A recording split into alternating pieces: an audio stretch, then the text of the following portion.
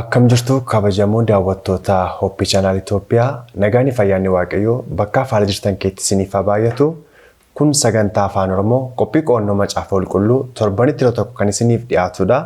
Maarree sagantaa keenya kutaalee garaagaraan qo'annee kan isiniif dhiyeessaa jirruun akkasitti eebbifamtan homaa shakkii hin qabnu. Arras qo'annoo keenya kutaa 5ffaa qabannee dhiyaannee jirra. Keessummoota keenya waliin as studio keenya Hoppii Channel keessatti kan argamnudha. As na cinatti kan argaman Dr. Beenyaa jedhamu. Asiin karaa harka koo bitaa na bukkeetti kan argamtu obboleettii koo Obsee fi na fuulduratti kan argamtu obboleettii koo Caaltuu waliin qo'annoo keenya guyyaarraa kan waliin gaggeessinu ta'a. Amma xumura qophii keenyaatti akka nu faana turtan affeerraa keenya kabajaa isiniif dhiyeessina. Egaa qo'annoo keenya kutaa 5ffaa kan guyyaarraa utuu hin seeniin dura heertuu macaafa qulqulluu tokko argii waliin dubbifannee booda obboleettiin keenya Obseen kaatanuuf gooti isas kan keessaa innee dubbifannu tokkoffaa Qorontos boqonnaa 10 lakkoofsa 31 akkasidha. Egaa yoo nyaattan yookiis yoo dhugdan yookiis waanuma hojjettan hundumaa ulfina waaqayyoof hojjedhaa jedha. Seenaa kana keessa teenyee hafuurri qulqulluu akka nuuf ibsuuf obboleettii keenya waliin hin kadhannaa. Olol jettee hundumaa gararraa isa jiraattu waaqamaa keenya fayyisaa keenya furee lubbuu keenya si galateeffannaa gaarummaa kee hundumaaf maqaan kee kan eebbifame haa ta'u. Barruu kee irratti nu kunuunsitee nu baattee nu jiraachiftee yeroo kanaan nu geessee si haa galatu. Yerootti sagalee kee qorannu galgala kanas waan nuuf laatteef maqaan kee kan eebbifame haa ta'u. Ammoo yeroo qabaannu keessatti ati argami gooftaa waan dubbannuun sabni nu dhaga'u jijjiiramuu akka danda'utti ati nu gargaari. Si wajjiniin jalqabne si wajjiniin xumurre yeroo eebbaa akka qabaannutti nu gargaari maqaa Yesuusiin. Amiin. Obboleettii keenyaan eebbifamii jechuun nan jaalladha. Egaan kabajamoo daawwattoota keenya qophii qo'annoo keenya macaafa qulqulluu kan nuusa kana ji'oota sadan dhufan kanaaf kan nuuf kenname ergaa Phaawulos gara warra Qorontos isa jalqabaaf isa lammaffaa keessa ta'uudhaan kan waliin ilaalaa jirrudha. Torbee kutaa keenya arfaffaa keessatti cubbuu waldaa keessaa jedhu keessatti wantoota baay'ee akka raawwattan homaa shakkii hin qabnu. Arras kutaa 5ffaa qo'annoo keenya waan hundumtuu ulfina waaqayyoof haa ta'u kan jiru mata duree baay'ee namatti tolu qabannee isiniif dhiyaannee jirra. Kanaaf yaadaaf gaaffii yoo qabaattan nuuf barreessaa nuuf bilbilaa jechuu jaallanna. Kallattiimaan gara qo'annoo keenya kutaa irratti gaafa darbinu akkuma amma dubbifannee tokkoffaa Qorontos boqonnaa 10 lakkoofsa 31 yoo nyaattan yookiis yoo dhugdan waanuma hojjettan hundumaa ulfina waaqayyoof hojjedhaa jedha. Egaa mata dureen keenyas waan hundumtuu ulfina waaqayyoof ta'u akka qabu seenaa kana keessa ta'uudhaan mata dureewwan garaagaraatti qoonnee daawwattoota keenyaaf kan dhiyeessinu ta'a. Keessummoonni keenya istuudiyootti kan argamanis waliin qayyabannu ta'a. Kanaaf amma dhumaatti akka nuuf turtan ammas irra deebiidhaan isin nan afeera. Egaa akkuma torbee ilaalaa turre qo'annoo keenya keessatti walduraa duubaan rakkoowwan waldaa Qorontos keessa ta'an dhimmoota garaagaraatti Phaawulos yaadaaf akeekkachiisa gorsaa kan kennaa ture beekamaadha. Arras kanumarraan kan wal qabatu qo'annoo keenya waan goon hundumtumoo ulfina waaqayyoof haa ta'u kan jedhu jala keessatti gaaffiiwwan adda addaa kaaniif kutaa kana keessatti Phaawulos deebii kan itti kennu kanatti xiyyeeffatudha. Kanneen qo'annoo keenya hordofuu barbaadan immoo tokkoffaa Qorontosiin boqonnaa 8 boqonnaa 9 xiyyeeffannaan kan of keessatti qabatu waan ta'eef macaafa qulqulluu keessan mana keessan keessa teessanii nu waliin akka qayyabattan isiniin jechuu jaallanna. Egaa akkuma torbee kutaawwan garaagaraatti kaasnee ilaalaa turre iddoo kanatti amala ce'umsaa qaba. Torbee akkaataa saalqunnamtii safuu alaa cubbuuwwan waldaa kiristaanaa mancaasan keessatti boqonnaawwan 5 hanga 7 keessatti kan waliin ilaalledha. Iddoo kanatti kutaa irratti immoo kan ilaaluuf jennu waa'ee waaqeffannaa waaqa tolfamaadha. Boqonnaa 8 boqonnaa 9 10 keessatti xiyyeeffannaan kan wal duraa duubaan ilaallu ta'a. Kan hundumaa keessatti immoo Phaawulos rakkoon ijoo iddoo kanatti mudate maalidha? Amala kiristaanaa keessattiif immoo deebiin kennamuu qabuu fi waaqa tolfamaa waaqessuurraa baqachuu akka nuyi qabnu akeekkachiisa kan inni kennudha. Kanaaf kutaa kana keessatti kan waliin xiyyeeffannaa keenya kan guyyaa irraa kan of keessatti qabatudha. Kutaa xiqqaa qo'annaa keenyaa keessatti waa'ee beekumsaaf jaalalaa nuuf ka'a. Waan hundumtuu ulfina waaqayyoof haa ta'u jenneerra. Achilatti immoo beekumsaaf jaalala kan jennuuf ka'a. Asitti obboleettiin keenya tokkoffaa Qorontos boqonnaa 3 lakkoofsa 1 keessatti isin keessaa jarri tokko hundumtuu keenya beekumsa qabna kan jedhan Phaawulos ergaa kana caqasuudhaan gaaffiiwwan baay'ee ka'a. Seenaa kana nuuf caqasuudhaan amala kiristaanaa bilchaatoo warroonni ta'a yeroo baay'ee namoonni kiristaanaa bilchaatoo hin taane yeroo itti dhiibbaa gaggeessan jiran. Kanaaf iddoo kanatti beekumsiif jaalalli iddoo kanatti argamuu qabu maalidha? Nutis akka kiristaanotaatti maal irraa barachuu qabna kan jedhu irratti daawwattoota keenyaaf yaada kana nuuf hin qoodda. Tole, Waaqayyo si haa eebbisuun jedha. Kutaa kana jalatti beekumsaaf jaalala kan kaasu yeroo ta'u, Qorontos jalqabaa boqonnaa 8 lakkoofsa 1 hanga 13 isa jedhu bal'inaan kan ilaallu ta'a. Phaawulos jaalalli namoota biraaf qabnu irratti wal qabsiisee barsiisuudhaafitu dhimma kana kaasaa jechuudha. Beekumsaaf jaalala ittiin barsiisuudhaaf dhimma waa'ee keessumaa immoo nyaata waaqa tolfamaatiif qophaa'u yookaan dhiyaatu akka fakkeenyaatti fudhateetu nu barsiisa jechuudha. Waldaa Qorontos keessatti waa'een dhimma nyaata waaqa tolfamaatiif dhiyaatu waldaa Qorontos bakka lamatti qoodee ture. Garee warra jalqabaa maqaa jaboo yookaan immoo kiristaanota jaboo yookaan bilchaatu kan jedhu itti kenna.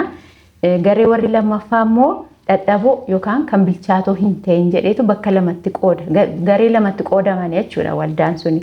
Garee warri jaboo yookaan immoo warra bilchaatoo ta'an jennee kaasnu kuni maanni waaqni kan biroo akka hin jirre amanuudhaan yookaan beekuudhaan nyaata kana yoo nyaanne nyaata waaqolii tolfamaatiif qophaa'u yoo nyaanne rakkoo tokkoyyuu hin qabu kan jedhuudhaan nyaata kamiyyuu nyaachuuf akka mirga qabanitti warra amananidha.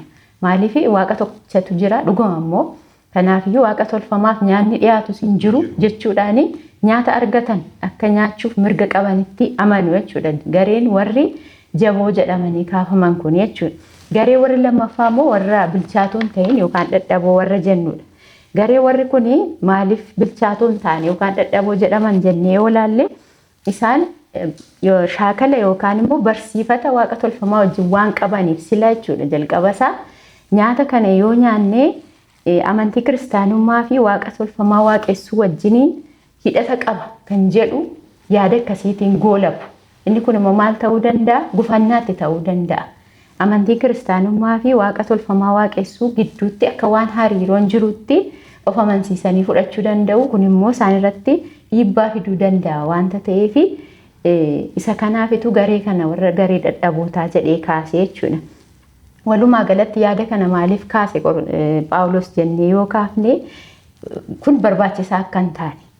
Maaliif beekamaadha miti nyaata waaqa tolfamaatiif qophaa'u nyaachuun sirrii akka hin taane beekamaadha.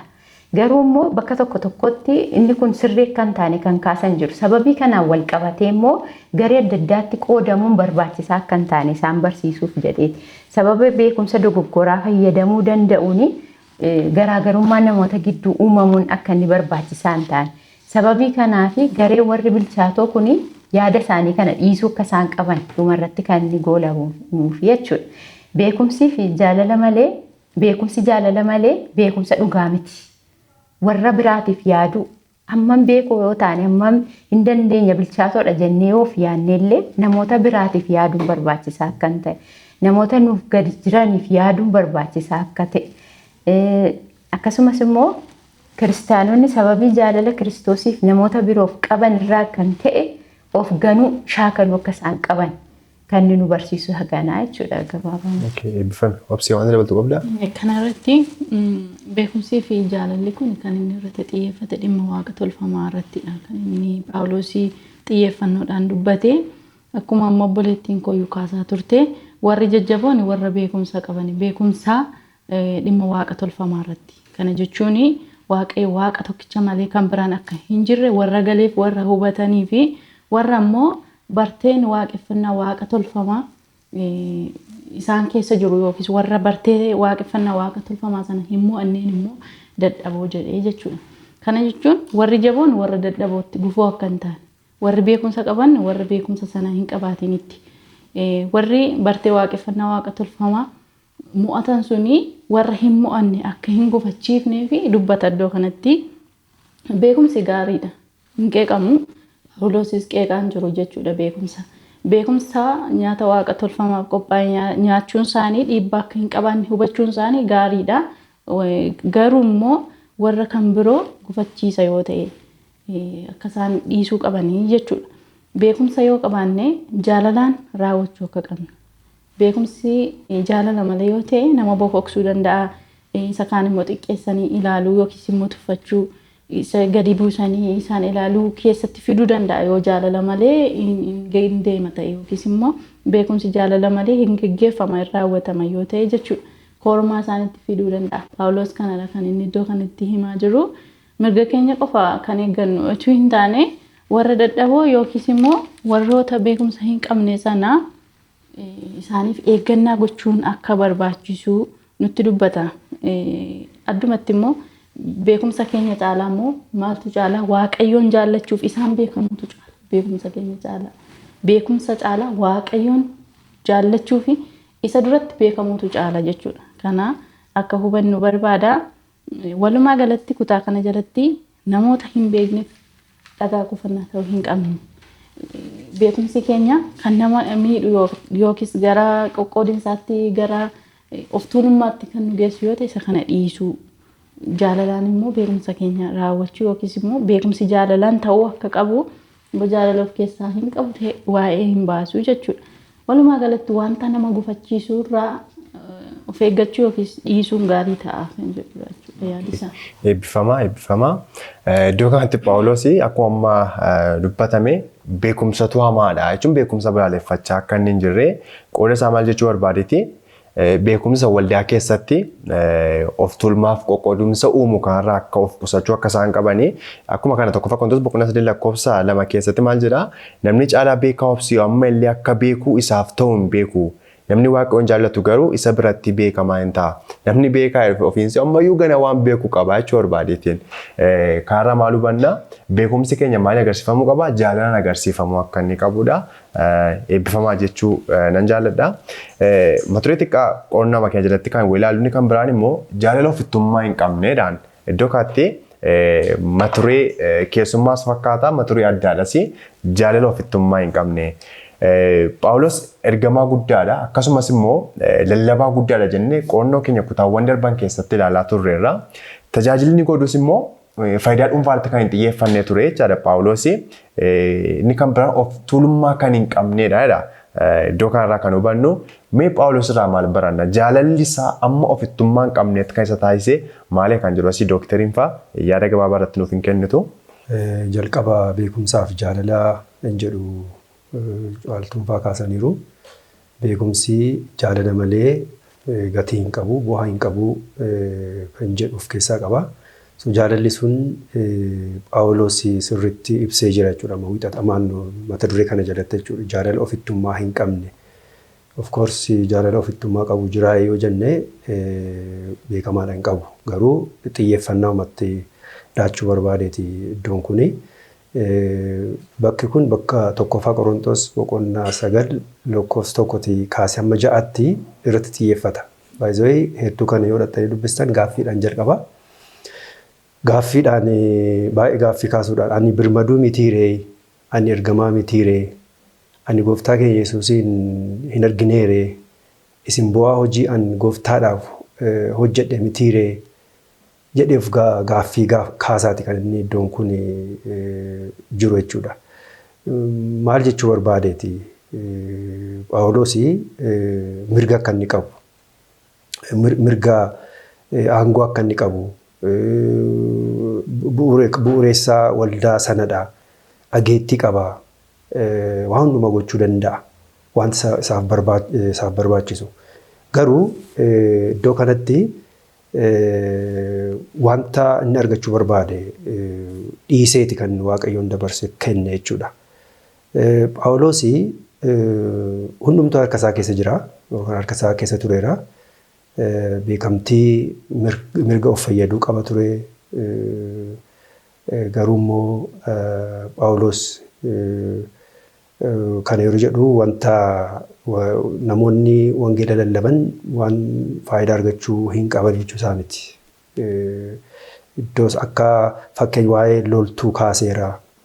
Loltuun mootummaa tajaajilu mootummaa irraa deeggarsa argata akkasumaan tajaajila Waaqayyo hojii wangeelaa hojjetu deeggarsa argachuu isaa sirriidha.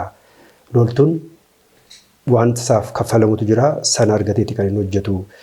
Dhaaba wayinii waa'ee dhaaba wayiniis kaaseetu namni wayinii dhaabu firii isaa irraa nyaaturee Tiksee horii waliin wal qabsiisee sin kaasaa. Tikseen kun aannan horii sanarraa hin dhuguree. Kana jechuun maal jechuu isaati mirga qaba. Namni hojii wangeelaa hojjetu wanta hojii hojjeturraa sababaan hojii san hojjetee fi wanta tajaajilamuu qabu akka inni deeggarsa qabu argisiisa. Garuu wangeelaaf gufuu yoo ta'e akka Phaawulos godhe jechuudha waan hundumaa akka inni dhiisee kaasa jechuudha. Kanaaf tokkoffaa Qorontos boqonnaa 9:12 akkas jedha nuyi garuu waan nuuf hin ta'a ture kanaan hin hojjenne wangeela Kiristoositti danqa akka hin taaneef waan hundumaa ofirra keenye hin dhiisne jechuudha kan inni jedhe jechuudha. Kanaaf asirratti gabaabumatti jaalala ofittummaa hin qabne Phaawulos agarsiisuudhaan wangeela mootummaa Waaqayyoo hojii Waaqayyoo dursuudhaan wanta isaaf malu dhiisee hojii isaa hojjechaa ture jechuudha.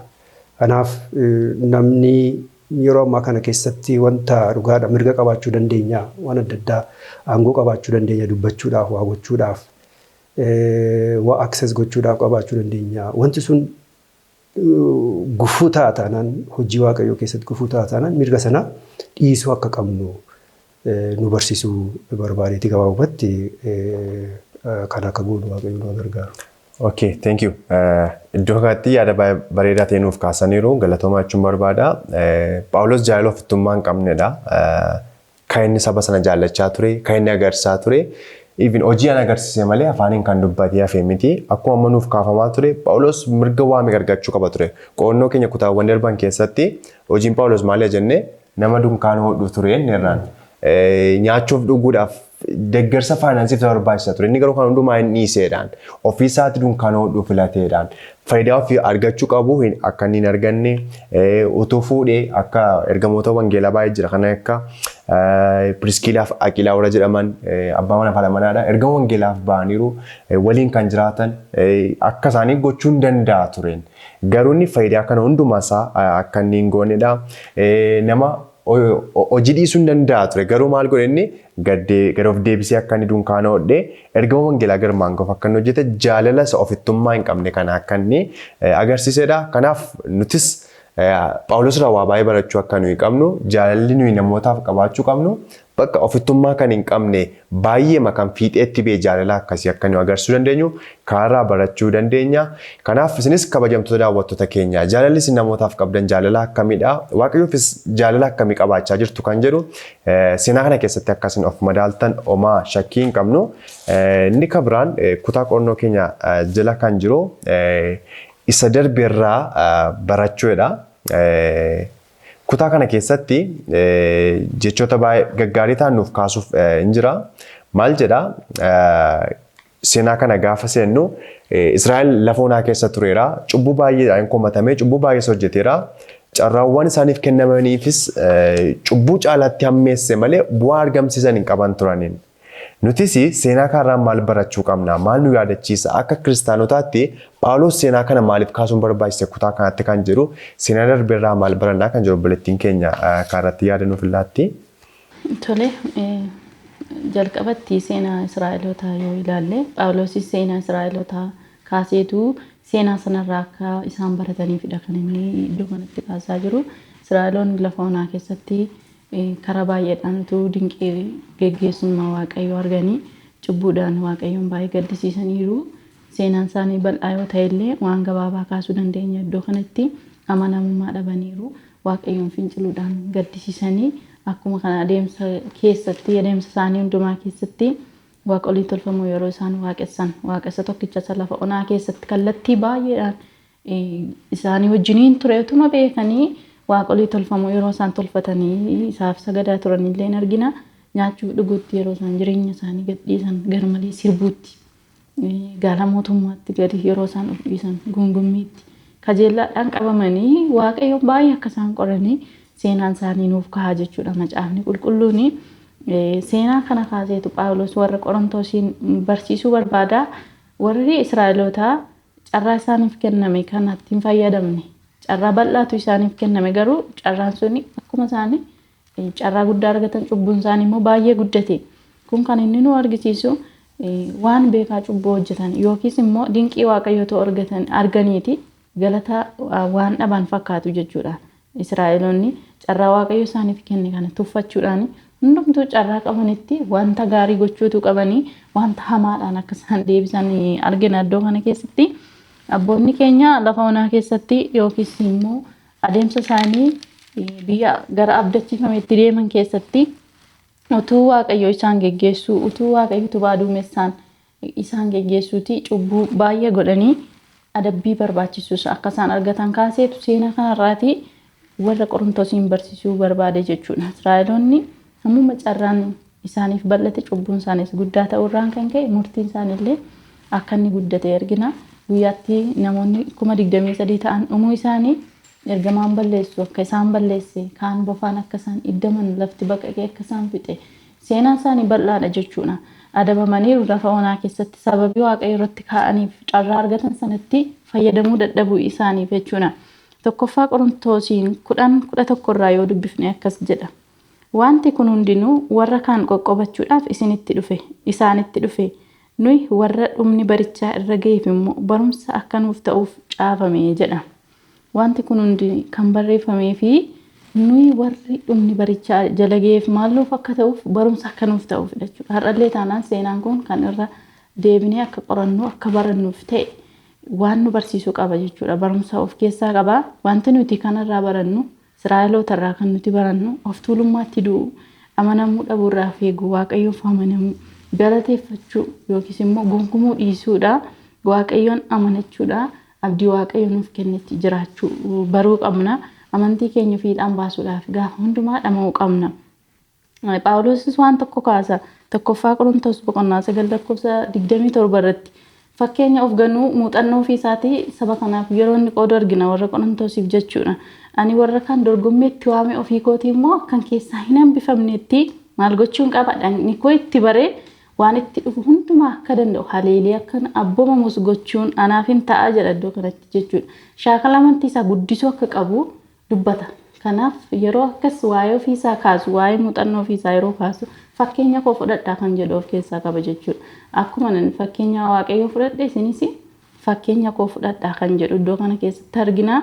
Waa'ee shaakalaa jireenya Israa'elootaa kan inni kaaseef immoo amantoonni warra Qorontosis jireenyi isaanii yookiis shaakalli isaanii seenaa wal fakkaataa kan Israa'eliin waan qabuu fi seenicha akka irra hin deebine seenicharraa akka baratanii dubbataa jechuudha. Har'allee seenaa warra darban kanaa kaasuun baay'ee salphaa ta'uu danda'a garuu hafuurri qulqulluun har'ayyuu taanaan kan inni nu barsiisu seenaa darbeerraa akka barannu akka of ilaallu maalirra akka jirru akka of ilaalluu fi cubbuu keessatti akka hin kufnee fi akeekkachiisa nuuf kenna. Tokkoffaa Qorontos 10:12 irratti immoo kanaafis namni waan dhaabatee jirutti fakkaatu maal godhu akka hin kufneef of eeggatu kan jedhutu iddoo kana jira.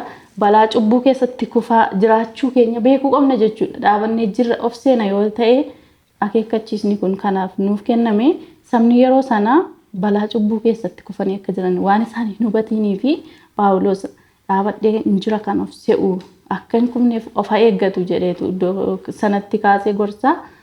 Har'ayyuu taanaan balaa akkasii keessa jirra yoo ta'e akka of ilaaluu qabnu seenaa darbeerraa barachuu akka qabnudha jechuudha kan inni nutti dubbatu. Dr. waan itti qabnu almost purpose isaa sirriitti ibsiteetti kaayyoon Phaawulos bara sana seenaa kana kaasuunsaa isaaniin sodaachisuu utuu hin ta'in isaan dammaqsuufidha jechuudha. Akka isaan dammaqan tuuma dhaabatanii kufuun jira. Baay'ee bara sana Israa'eloonni hedduu qabu turanii ammas baay'ee barumsi kun akka nu ibsutti bara sana sabni Qorontos eebba garaagaraa qabu turan beekumsa qabu bilisummaa kiristaanummaa qabu eebba hafuura qulqulluu argataniiru kanatti boonanii akka of hin daganne akka hin kufnee fi isaaniin akeekkachiisaa jira jechuudha. So ammasii al tokko waanuma of ilaaluun gaariidha. Waanuma sirriira waan jiru nutti fakkaate garuu yeroo hundumaa of qorachuun sagalee waaqayyoodhaan of ilaaluun waldaa akka isheen of ilaaltu yaadachiisuu barbaadeeti. Gabaabumatti kana barsiisuu barbaadeeti. Eebbifama akkuma kaarraa barachuu dandeenyu seenaa darbeerraa nus warra kaan qoqqoobachuudhaaf caafame waan ta'eef macaafni qulqulluu sabni Israa'el lafa onaa keessatti waa baay'ee Yesuus Kiristoos irraa barataniiruun yeroo beelaatti yeroo aduun gubuutti haalota kamiin keessatti waaqayyo isaaniif deebii kennaa ture. Amma mana keessaa maal gochaa ture isaanii cubboo hojjetanii nyaatu hin dhugu sirbuuf immoo kaan alalummaa daangaa darbee hojjetanii guyyaa tokkotti nama meeqa dhume lubbuu 23 dhumeedhaan seenaa kanarraa akka nuyi barannu waaqayyo barbaada.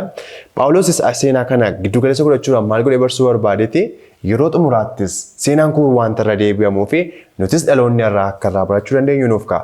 Kanaaf kabajamoo dhaggeeffattoota keenyaaf daawwattoota keenya nutis seenaa kanarraa akka barannu seenaan caafamee nuuf fakkeenya guddaadha waan ta'eef kanarraa barachuu akka dandeenyudha. Boqonnaa fudhannee walitti deebina. Ayyaanni Waaqa hunduma keenya wajjin haa baay'atu.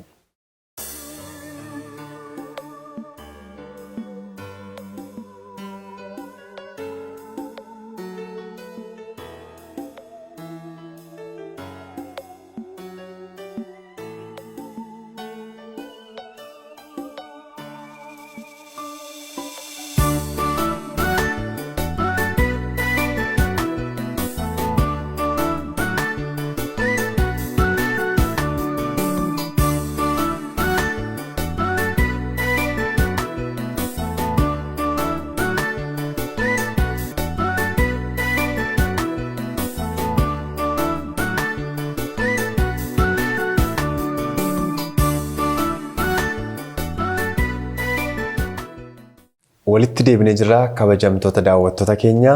Egaa qorannoo keenya kutaa kutaatti qoonnee kan waliin qayyabachaa jirrudha. Kutaa xiqqaa qorannoo keenya akeekachiisa waaqeffannaa waaqa tolfamaaf kenname jalatti kan waliin ilaalludha. Seenaa kana keessatti immoo tokkoffaa Qorontosiin boqonnaa 10 keessatti kan xiyyeeffatudha. Iddoo kanatti Phaawulos maal jedhaa? Waaqolii tolfamoof sagaduu irraa fagaadhaa. Akkas jechuun balaa waaqolii tolfamaan qabu guddaa akka ta'u waan kaasuufi Phaawulos seenaa kana ibsuudhaan fayyadamee maaliif akkas dhorkamoota yookaan badaa ta'ee mul'ate waaqolii tolfamaa waaqessuun kuni kan jedhu irratti obboleettii keenya caaltuun yaadatti nuuf laatti. Tole waaqayyo si haa eebbisu. Akeekkachiisa waaqeffannaa waaqa tolfamaaf kenname kuni bara sanaa fi waldaa bara sanaatiif waldaa Qorontosiif kenname. Bara keenya kanaafis wanta barbaachisu wanta qabuufitu barumsi kun silumayyuu nuuf qophaa'e wanta ta'eefi barumsa kana gadi fageenyaan kanaaf ilaalaa jirra jechuudha. Akkuma tamma jettee isa jalqabaa Qorontos boqonnaa 10 lakkoofsa 14 hanga 22tti yoo dubbifanne akeekkachiisa kanaatu jira jechuudha. Akka nuyi of eeggachuu qabnu. Garuu bara ammaa kana yaadni kun waan hafe fakkaata.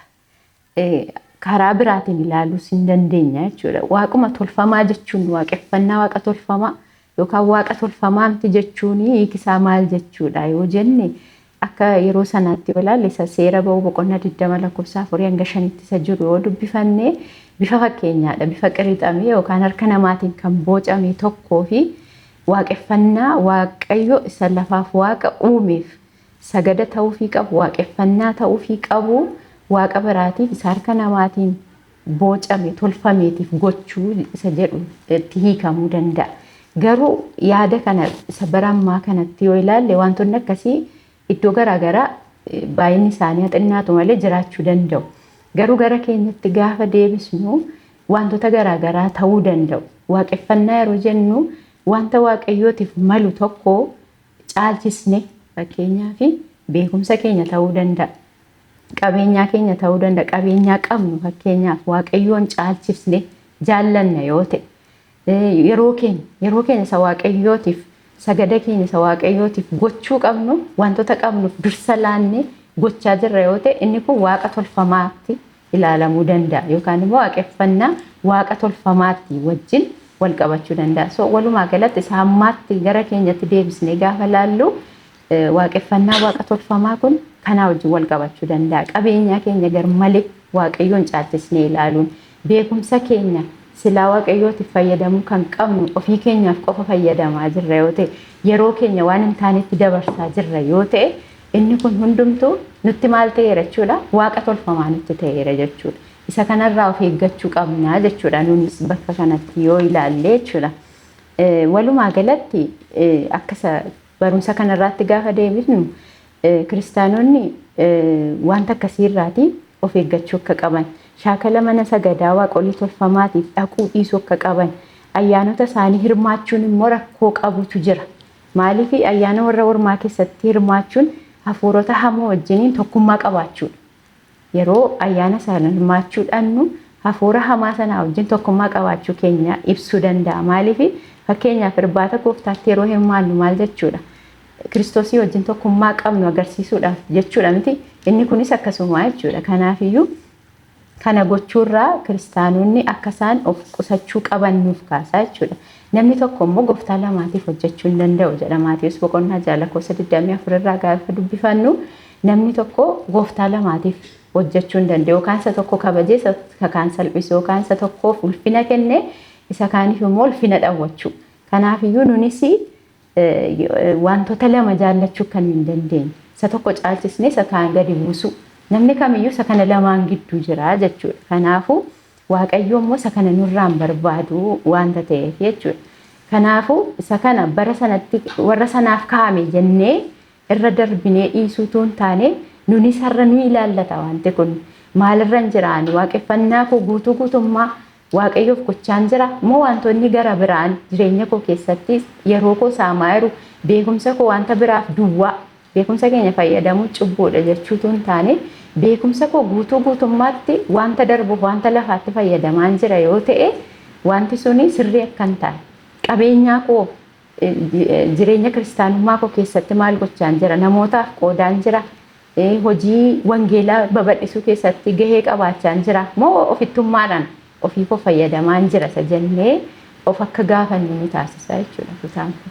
Eebbifamii akeekacha waaqa tolfamaaf kenname keessattis Phaawulosis akeekacha kana saba sanaaf kennaa irraa fagaadhaa kan jedhudha. Kakuu moofaa keessattis gaafa dubbatu keessa deebii boqonnaa 6:5 keessattis waaqayyo saba sanaaf akeekacha kennaa ture. Yaa Israa'el dhagee waaqayyo gooftaan keenya waaqa tokkicha qofa akka ta'e waaqni kan biraan akka raawwate akka hin jirre ati ibsiteetta seera barran dabarree akka inni kenneefidha.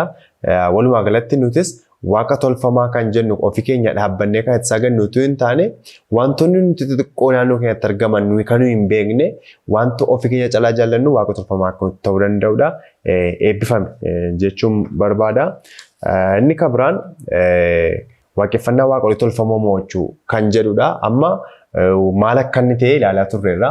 Iddoo kanatti immoo waaqolii tolfamoo mo'achuu jedhaan akkamitti waaqa tolfamoo mo'anna kan jedhu akka kiristaanaatti har'a wantoonni waaqa tolfamoo ta'an maal fa'aa akka isaan ta'ani al tokko wantoonni nuti ofii keenya caalaatti kunuunsinu waaqa tolfamoo nuti ta'uu danda'u. Isa kana akkamitti ibsuu dandeenya? Waaqa tolfamaa kana akkamitti mo'achuu dandeenya kan jiru irratti doktariin fayyaadatti nuuf haa kennani. Gabaabsee kaasuudhaaf waaqolii tolfamoo mo'achuu jechuun maal jechuudha? Jennee yeroo ilaallu jaalala wajjin wal qabata. Tokkoffaa Qorontoos boqonnaa 8 tokko kaasee 3 yoo ilaalle jaalalli waaqa tolfamaa waaqessuu irraa akka nama eegu dubbataadha. So waaqolii tolfamoo mo'achuu jechuun gabaabumatti waaqayyoon waan hundumaa caalaa jaallachuu jechuudha. Namoota biroo ofii caalaa dursuu fi waan hundumaa ulfina waaqayyoof gochuu akka inni ta'e kaasaa jechuudha. So jaalalli furtuudha jechuudha waaqa tolfamoo mo'achuudhaaf. Yaadni kun tokkoffaa Qorontoos boqonnaa 8-10 ilaalle jaalala waaqayyoo fi jaalala namoota biroof qabnu irratti hundaa waaqa tolfamaa mo'achuuf jechuudha. Phaawulos barsiisa isaa waa'ee dargaggeessichaa kaaseera yaadattu kana beekna hundumti keenya.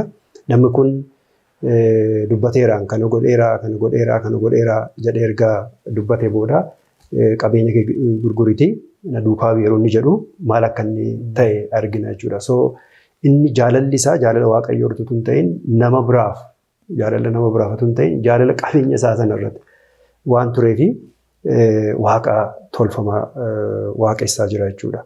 So ergichi sirratti kan kaa'amuu barbaadame waaqa tolfamaa mo'achuudhaaf jaalala waaqayyoof qabaachuu qabna. Strong kan ta'e jaalala namoota biroof qabaachuu qabna jechuudha. Yeroo akkasii waaqayyoon hin dursinaa wanta waaqayyoo gammachiisu hundumaa hojjechuu fi dursa laannaa namootaaf jaalala isaa ofittummaa hin qabne sana namootaaf hin agarsiisnaa. Kana keessatti waaqa tolfamaa waaqessuun kun mo'ama jechuudha. Kanaaf ijoonsaa akkuma jedhe jireenya keenya akka of ilaallu yaadi koo qalbiin koo eessa jira gara waaqayyoo irratti moo qabeenya irratti moo dhugaa namaa ollaa keessan jaalladhaa namoota biraa jaalladhaa eessa jira yaadi koo jaalalli eessadha kan inni boqotee jiru kan jedhu akka of ilaallu barbaada jechuudha. So gabaabumatti waaqolii tolfamoo mo'achuudhaaf jaalala qabaachuu qabna. Jaalala akkamii? Jaalala waaqayyoon sirriitti gadi fagoodhaan jaallachuu namoota biroos ofirraa caalchisnee jaallachuu akka ta'e kanaan kan mo'uu dandeenyu kaasaa jechuudha kutaan kun. Okay, thank you. Eebbifamaa waaqeffannaa waaqolii tolfamaa mo'achuu kan jiru irratti ilaalaa jirra. Nuti isaarraa tarii wantoonni xixiqqoo naannoo keenyatti argamu waaqa tolfamaa nuti ta'uu danda'u. Wantoota kana kanatti mo'achuu dandeenyu immoo isaan kanarraa Yesuus Kiristoosin caalatti jaallachuu akka nu hin qabne seenaa ammas nu dubbisne irraa waa baay'ee hubanna. Kanaaf nus waan nuuf waa'ee baasu qofa otoo hin taane obboloota keenyaafis waan waa'ee baasu hojjechuu akka nu hin qabne. Dargaggeessa sochiisan irraa waan baay'ee baranna miti ree gaafa inni qabeenya gurgurii Yesuusaaf kenne gaafa inni jedhu inni jaalala biraatti hubachaa turen. Garuu jaalalli dhugaan nama kan biraa akka ofiisaatti yoo jaallate olloota isaa akka ofiisaatti yoo jaallate waaqa tolfamaa isaa mo'achuu danda'a jechuudha. Kanaaf nutis akka kiristaanotaatti waaqa tolfamaa akka nuti ta'an wantoonni baay'een jiraachuu danda'u isaan kana mo'achuu akka nu dandeenyu nu barsiisa eebbifamaa jechuun nan jaalladha. Walumaa galatti wanti kun hundumtuu maaliif ta'uu qaba jenneerraa ulfina waaqayyootiif akka ta'uu qabu irratti yaada baay'ee kaasneerraa. Mee yaada waliigalaa irratti obboleettiin keenya obseeni akkamitti hubachuu qabna waan hundumaa ulfina waaqayyoof akkamitti gochuu dandeenya kan jirratti kutaa kana walitti nuuf cuunfiin. Tole egaa qorannaan keenya guyyaa har'aa waan hundumtuu ulfina waaqayyoof ta'uu akka qabudha kan inni nu barsiisu kan nuti ilaalaa turres wanti nyaannullee wanti dhugnullee wanti nuti hojjennullee ulfina waaqayyoof ta'uu akka qabudha. Kanaaf jireenya keenya guyyaa guyyaa ilaaluu dandeenya of sakatta'uu dandeenya yoo nyaannu yoo dhugnu yoo hojjennu haala keenya guyyaa hundumaa keessatti ulfina waaqayyoodhaaf gochaa jirraa ulfina waaqayyoof hojjechaa jirraa kan jedhu ofii keenyatti gaaffii kana deebisnee gaafachuu danda'utu nurra jira. Akkuma kanas akkuma amma qorannaa keenya kutaa qoonne ilaalaa turre keessattis beekumsa keenya keessa jiraa ulfinni waaqayyoo. Jaalala ofittummaa hin qabne qabna namootaaf of ganuudhaan akkuma kana fakkeenyummaa gaariidhaan namoota kan biraaf dhiibbaa gaarii gochuun namootaaf bu'aa ta'aa jirraa kan barbaadamutu isa kana jechuudha. Namaaf dhiibbaa gaarii ta'e gochuu nama waan fayyisu nama waan fayyadu gochuu hojjechuutu nurra jiraata jechuudha. Jireenya keenya keessatti nyaata keenya dhugaatii keenya hojii keenya keessatti namoonni hin gufatu yoo ta'e namoonni hin mufatu yoo ta'e inni kun barbaachisu jechuudha. Wanti waaqayyo nurraa barbaadu ulfina isaaf akka jiraannu jaalala isaaf akka jiraannu isaaf hanga danda'ametti dhuga baatota sirrii ta'uu akka qabnu jireenyi kiristaanummaa dhugaanii nurraa calaqqisuu akka qabudha jechuudha. Phaawulosis warra Qorontosiin kan inni gorsaa ture isuma kanadha. Dubbiif gochaa isaaniitiin namoonni waliif akka eeggannaa godhan malee akka walii hin gufachiifne walumaa galagaa namoota kaan mufachiisuurraa of eeggachuu yoo namoota mufachiifne ta'e wangeelaa babal'isuu irratti danqaa uumuu dandeenya. Wangeelaaf karaa ta'uu hin dandeenya. Kanaafiyyuu jireenya keenya guyyaa guyyaa keessatti namoota kan biroof eeggannaa gochuudhaan daandii fayyinaa ta'uu namaaf karaa banu dhugaatti karaa cufuu dhiisuudhaan namootaaf bu'aa samiirraa arganne qooduu danda'uutu nurra jira. Waaqa tolfamaa akkayyuu waaqessines nu akeekkachiiseera jechuudha qorannaan keenya guyyaa irraa. Waaqa tolfamaa jechuun bifa qixxame qabatamaatti ija keenyaan yoo qabaachuuf baanne iddoo garaagaraa mana keenya keessaa iddoo adda addaatti hin qabnu yoo ta'e illee of tajaajila ofuma keenyaaf of tajaajiluutti kufnee jirra yoo ta'e kun waaqa tolfamaan akkuma kanammoo fedhii foon keenya guuttachuumaaf jiraanna yoo ta'e kun waaqa tolfamaa nutti ta'a jechuudha. Ulfina waaqayyoo nurraa fageessa. Akkuma kanas hawwa garmalee keessa jira yoo ta'e inni kun waaqa tolfamaadha waan ta'eef ulfina waaqayyoo nurraa fageessa. Yoo nyaannu yoo dhugnu yoo uffannu yoo hojjennu waan hundumaa keessatti ulfina waaqayyoof gochuu akka qabnu qorannaa keenya guyyaa irratti hubanna. Namoota ulfina waaqayyoof jiraatan taane akka argamnuuf waaqayyo nu haa gargaaru. Ameen. Eebbifamee. Egaan daawwattoota keenya kutaa shanaffaa qo'annoo keenya waan hundumtuu ulfina waaqayyoof haa ta'u jedhu jalatti maturiiwwan baay'ee kaasnee akka waliin qaybachaa turre isinis akka eebbifamtan abdii qabna. Egaa nus yoo nyaannu yoo dhugnu waanuma kamiyyuu ulfina waaqayyoof gochuu akka qabnu maturii kanarraa waa baay'ee akkasiin barattan abdii qabna. Kanaaf nus akka kiristaanotaattis ta'e akka amanaa tokkotti akka lafarra jiraannutti waan goonu hundumtuu ulfina waaqayyoo qofaaf ta'u akka qabu seenaan kun waa baay'ee nu barsiisa. Qo'annoo keenya guyyaarraa hanqina yeroof jecha gara xumuraatti fiduutti jirra. Asii keessummoonni keenyas yaada garaagaraa nuuf kaasuudhaan yaadota baay'ee irratti waliin mareechaa kan turredha. Gaaffiif yaada yoo qabaattan qophii keenya irratti akka nuuf barreessitan akka nuuf bilbiltan gamanumaan isin afeerra. Torban maturee biraatiin amma walitti deebinutti nagaa walitti dhaammachuutti jirra. Kan guyyaarraa qo'annoo keenya kan walitti qabnu obboleettiin keenya caaltuun kaatanuuf gooti. Torban gaarii qabaadhaa. Qophiiwwan keenyaaf ani wajjin turtii gaarii qabaadhaa. Guddaa si galateeffannaa Waaqarra kan jiraattu waaqayyo abbaa keenya waan nu gargaartee waan nu wajjin taateef marii keenya keessattis ayyaana kee waan nu baay'isteef maqaan kee kan galateeffame haa ta'u.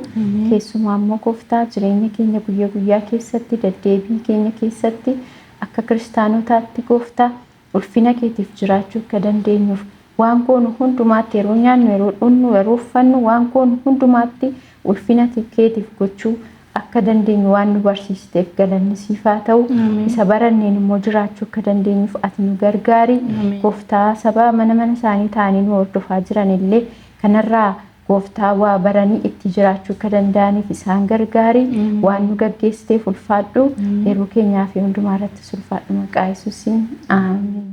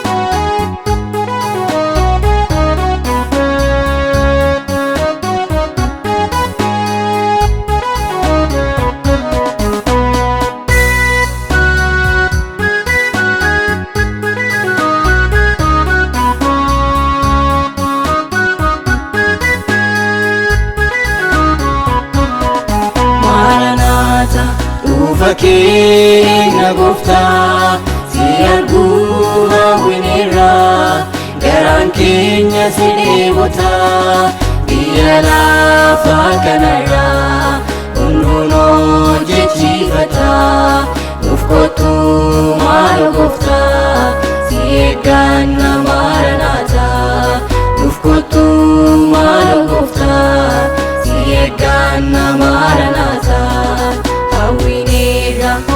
Fakir, awinera deebi'uukee, awinera ufakee, awinera mul'achuukee, yoom bal'aa.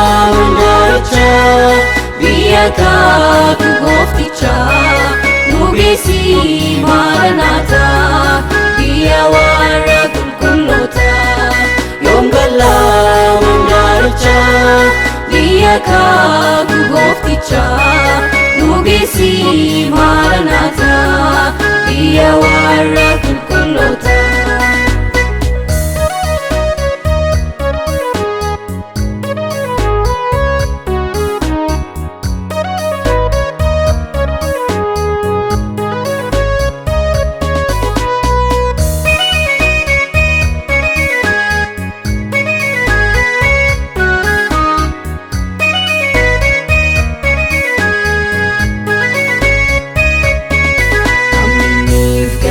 Jabinni dangaadhaa beeluu miidheera namni hunduu gaddaan guutame imimmaan lolaasaa jira kan hundaaf falli sibiira gara keetti ooliyyanna kana caalaan callisiini haa ga'uu jedhii samiirra hamminniif garaa jabinni dangaadhaa beeluu miidheera namni hunduu gaddaan guutame imimmaan lolaasaa jira kan hundaaf falli sibiira gara keetti ooliyyanna kana caalaan callisiini haa ga'uu jedhii samiirra.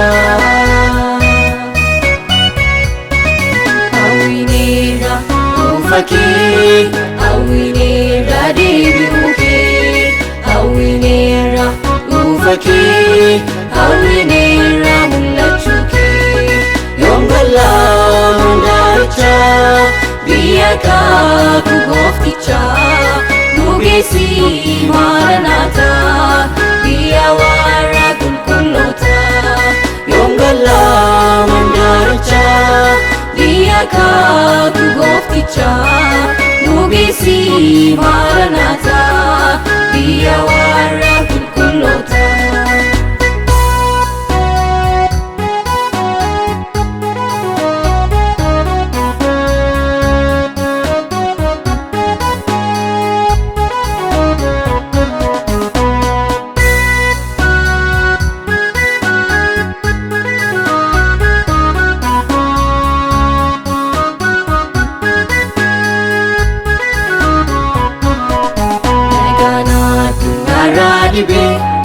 Dhukkubnis baay'oota hube balisaanu wallaalchise namni hedduun waraanaan dhume kaloogeeyyiis gatii dhabe kennuu dandeenye furmaata si qofaaf furmaanni keenya dafii kootu maaranaata nagaan addunyaarraa dhibee dhukkubnis baay'oota hube balisaanu wallaalchise namni hedduun waraanaan dhume kaloogeeyyiis gatii dhabe kennuu dandeenye furmaata si qofaaf furmaanni keenya dafii kootu maaranaata.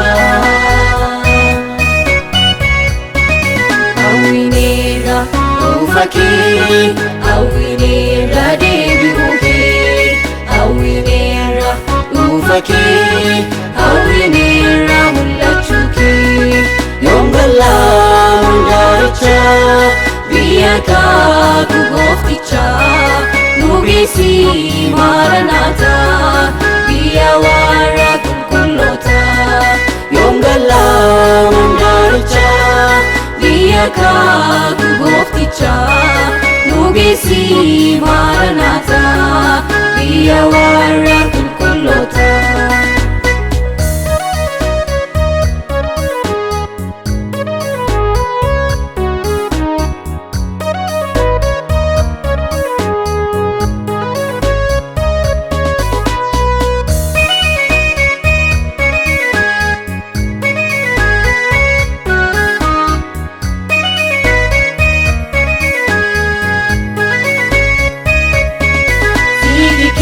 lafa baafannee biyya lafaas nagaa dhaabnee achi gammachuun jiraanna biyyicha isa abdachiifamnee siikikii lafa baafannee biyya lafaaf nagaa dhaabnee achi gammachuun jiraanna biyyicha isa abdachiifamnee achitti dhibeen hin jiru nagaan jiraanna maatuma boo'ichi hin jiru nagaan jiraanna achitti gadduun hin jiru nagaan jiraanna raawwatee waraanni hin jiru nagaan jiraanna achitti qormaati hin jiru nagaan jiraanna taasuma duutis hin jiru nagaan jiraanna.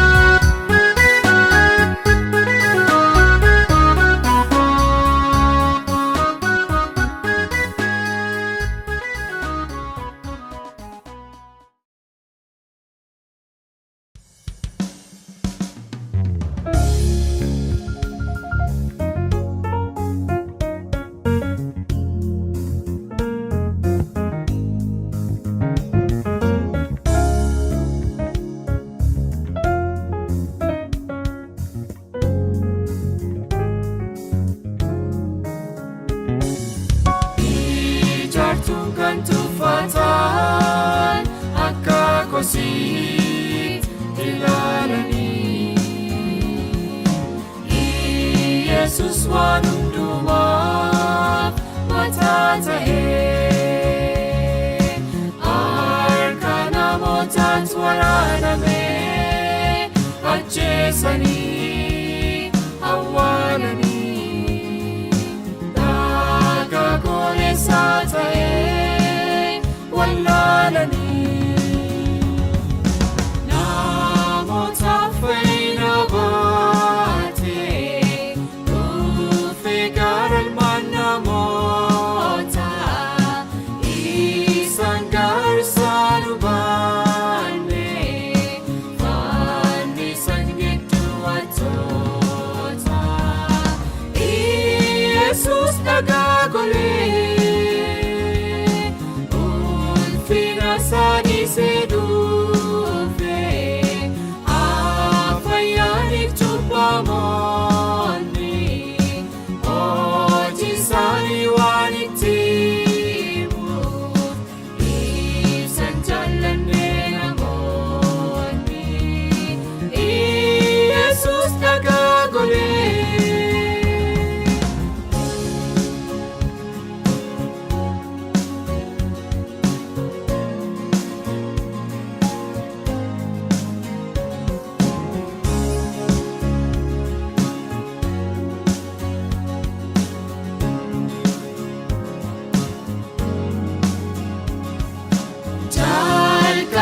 Waan hundaa ture hundinuu isumaan taa'ee gara biyya lafaa dhufee du'ee du'a moo'ee kaa'ee Yesus dhagaa golee furmaata cubbuu kan taa'ee Masisa jiraata ayyaana isaa keessa dhoksee cubbama harkatti baata Yesus dhagaa golee ijaartuun kan tuffatan akka kosiit ilaalanii Yesus waan hundumaaf mataa ta'ee harka namootaatti waraanamee ajjeesanii awwaalanii dhagaa goleessaa ta'ee wallaalanii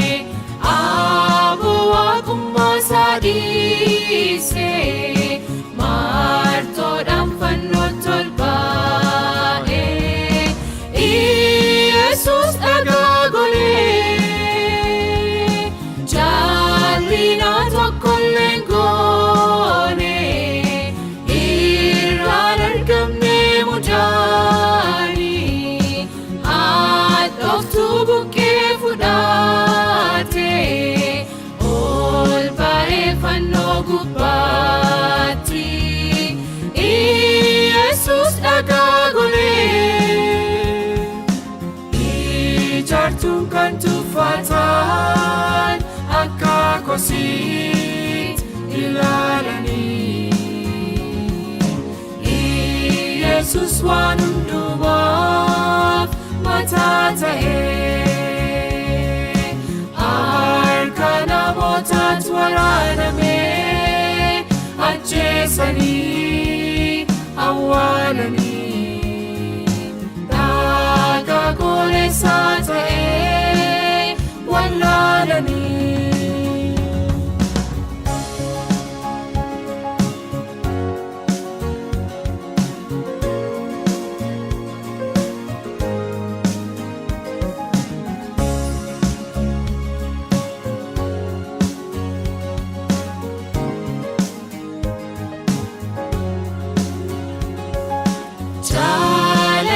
Harkisee buusee teessoo ulfina samii keessa dhiigaan birmaduu nu baasee abaarsaaf dha'icha keessa Yesuus dhagaa golee daaree qullaa keenya dhoksee